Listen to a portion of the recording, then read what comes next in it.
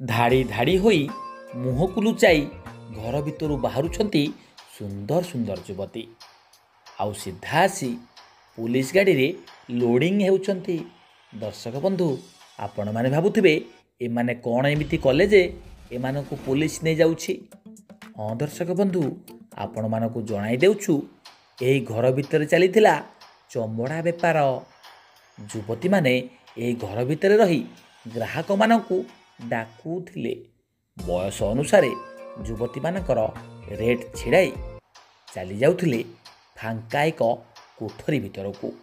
ସେଠାରେ ମନ ଇଚ୍ଛା ସଟ୍ ଦିଆନିଆ ହେଉଥିଲେ। ମନ ଶାନ୍ତି ଯୁବକଙ୍କର ହେଲା ପରେ ସେଠୁ ଆସୁଥିଲେ। ଫୋନ୍ ଯୋଗେ ଏସବୁ କାରବାର ଚାଲୁ ରହୁଥିଲା।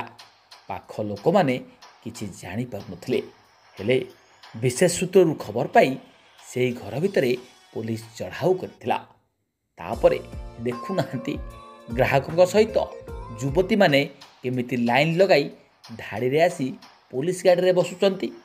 ଆଲୋ ଆଲୋ, ଜଣେ ମହିଳା ବି ତାଙ୍କ ସହ ଅଛନ୍ତି। ଧରା ପଡ଼ିଯିବା ପରେ କି ଲାଜ, ମୁହଁକୁ ଘୋଡ଼ାଇ ପଳାଉଛନ୍ତି। ଯା ଟିକେ ବୁଲି ଆସ ମାମୁଁ ଘରୁ। हट जाएगी आप तो, हट जाएगी आप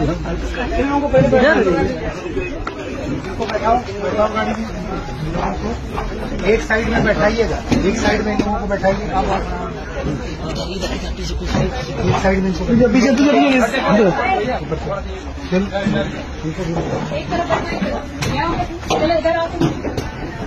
इधर